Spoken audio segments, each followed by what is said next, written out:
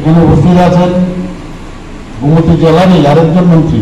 অনেক জেলার থেকে অনেক সময় আমাকে বলেন যে আর গোমতীর থেকে দুজন মন্ত্রী, আমাদের জেলাতে একজনও দেননি। কাজে আপনারা খুশি হবেন শুনে এবং ভাগ্যবান যে দুজন মন্ত্রী আপনাদের উপস্থিত রামপথে জমাতে আছি। এখানে আরেকজন আমাদের পবিত্র বিধানসভার মাননীয় বিধায়ক শ্রী বিপ্লব কুমার ঘোষ মাতাবাড়ির বিধায়ক উনি।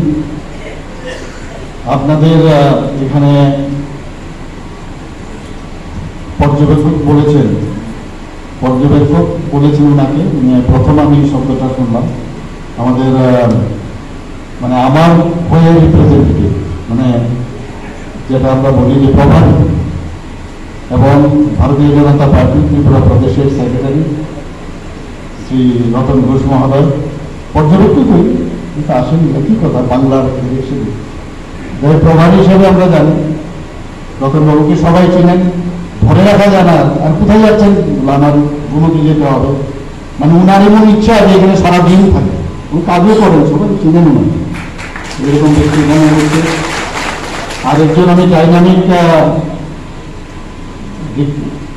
ডিস্ট্রিক্ট প্রেসিডেন্ট গোমতী জেলা, অন্যদের আমি খাটো করতে চাই না, বললে অন্য ডিস্ট্রিক্ট প্রেসিডেন্টরা অনেক সময় আমার উপর আবার রাগান্বিত হবেন।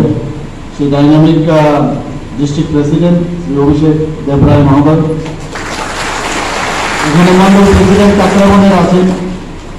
আজকের এই কাকরাবনের এই মন কি বাত অনুষ্ঠান এখানে যেহেতু আপনারা সব শুনেছেন, মোটামুটি আমি ওনার বিষয়গুলো আবার রিপিট করেছি। আপনারা আবার দেখে ইউটিউবে এগুলো পাবেন, এবং আগেও যেসব কথাগুলো উনি বলেছেন সেগুলো আপনারা বারবার দেখার চেষ্টা করবেন। আসলে উনি কি চাইছেন, দেশের প্রতিটা মানুষের আত্মনির্ভর হওয়ার কথা বলছেন।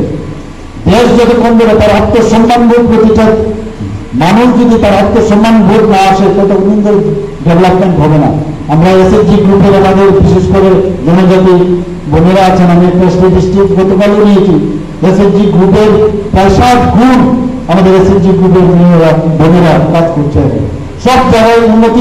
আমাদের এখানে কৃষিমন্ত্রী আমাদের সাথে বসে আছেন।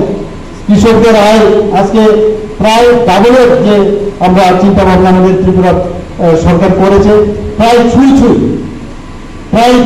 যেসব টার্গেট আমরা নিয়েছি ভিজন ডকুমেন্টসের প্রায় অলমোস্ট আমরা কমপ্লিট করেছি। আমরা কোন দিকে, আমরা কোনো অবস্থা উশৃঙ্খলতার দিকে আমরা, আমাদের সরকার চায় যে শৃঙ্খলার সাথে সরকার চলুক, ডিসিপ্লিনের মাধ্যমে চলুক, একটা ডিসিপ্লিন ইকোনমিক্যালি এবং ফাইন্যান্সিয়ালি ডিসিপ্লিন থাকুক, সব মানুষ ডিসিপ্লিনের মধ্যে থাকুক, স্বাস্থ্য বলুন, আপনারা আইন শৃঙ্খলা বলুন, সব দিকে এই সরকার চেষ্টা করবে।